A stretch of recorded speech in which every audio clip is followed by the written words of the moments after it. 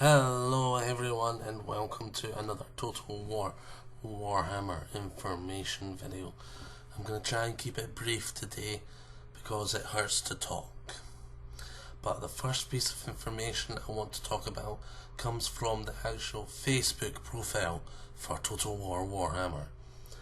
It was updated earlier on today with what looks to be an in-game asset of Heinrich Kemmler.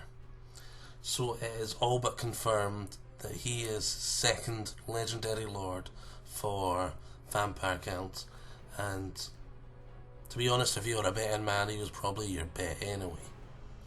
So it's just nice for it to be confirmed. We know he's going to be their second legendary lord, so we're going to have a vampire in the form of Manfred for one, and a human in the form of the necromancer Heinrich Kemmler is the other. Now, the other thing I wanted to talk about today is we got a really nice big juicy blog yesterday all about siege battles, and it turns out CA are drastically changing how siege battles work. And well, I say drastically, it's not too drastically. It seems to be that all siege battles will work a bit like Constantinople from Attila Total War, where your city was more in the corner, then you had the one or two layers of walls to get through.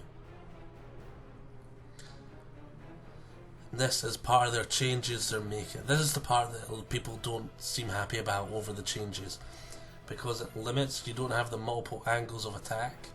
Whereas if you look at Constantinople, you still did really have that, but it was limited compared to having the full 360 areas you could attack from. And that is the one wee bit that has a few people worried. But the rest of it, everyone seems to be loving the ideas or the changes they're implementing. One of the other main changes they're making is walls will be much thicker. You're going to be able to get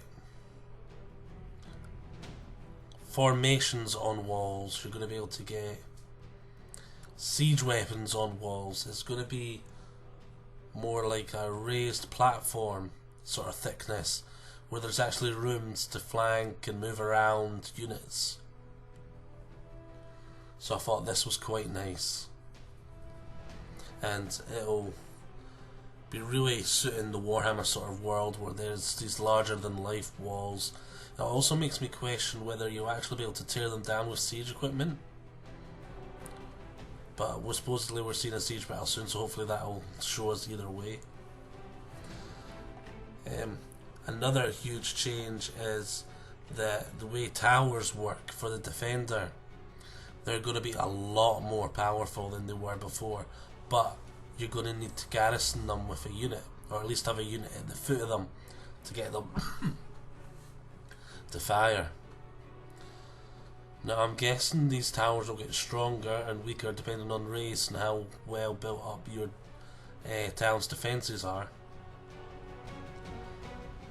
And they also only fire outward facing, so there is no capturing them to attack in on their original owners. That is because they are much more powerful now, and the reason they're so much more powerful is because they're trying to do away with that sort of initial 5-10 minutes of a siege where you just sit back and outrange the people in the fortifications, as they just sit and hide and cower behind the walls waiting on you to run out of ammunition. They're trying to do away with that sort of aspect of the siege, so as soon as the siege battle starts, the towers are going to be rolling forward. You want to try and take as little damage from the actual wall towers as possible.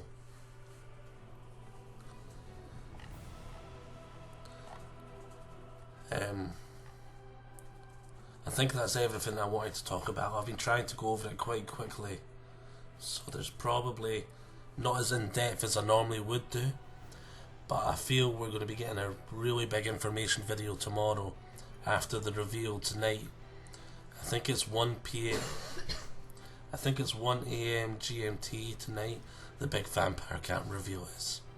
Because it's an American event, so it's in the night for us. So really stay tuned for that.